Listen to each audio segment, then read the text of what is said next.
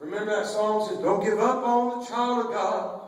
He'll be there when the battle's over. He'll make it through the night. Find it. I forgot how it goes. But it said, yeah, go ahead and laugh. I'm laughing myself. Don't give up on the child of God. He'll be there when the battle's over. Amen. Preached a message one time, and I got to bring this in, but I want you all to know, and I hope I don't. Got any Kentuckians here? Couple. Kentucky background, heritage. Okay, let me put that. Do we have anybody that loves onions? Yeah.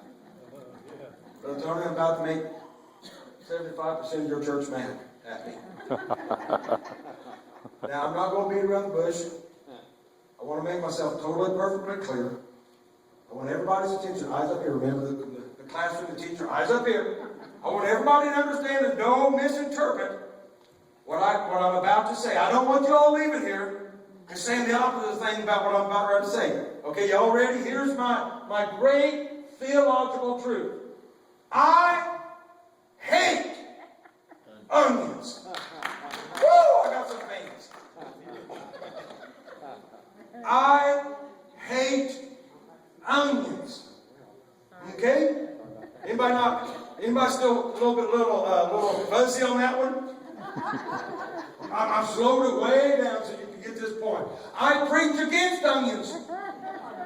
On more than one occasion, I preached a sermon that says, I hate onions. The children of Israel, they come out of Egypt. They're eating these manna from heaven wafers that taste like honey. And there's some of them that have the audacity to say, I wish we were back in Egypt, where we had garlics and melons and leeks and onions. On the corner of my Bible, I wrote, yuck.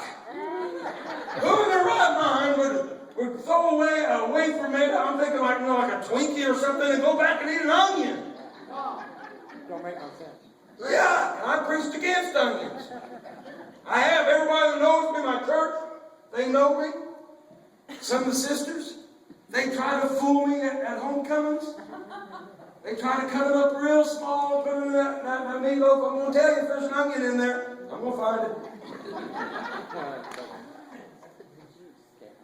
One of my worst nightmares happened. I went over to an elderly couple's visiting. I tried to call them. I knew they were bad in health. I couldn't call. They wouldn't answer their phone and stuff, so I had to go over to their house, knock on the door, and there they were in the front room watching TV. So I come in, everything okay? Yeah. They said, well, brother, Pastor, have you had supper yet? And I made a mistake. I said, well, no, I ain't had much to eat. Well, come on in. We're about ready to eat supper. And I tell you, Brother Tony, I promise you, the first thing that hit my mind is, I hope they're not serving meat. Oh, yeah, as we're walking back to the kitchen, what are we having? Oh, we got meatloaf.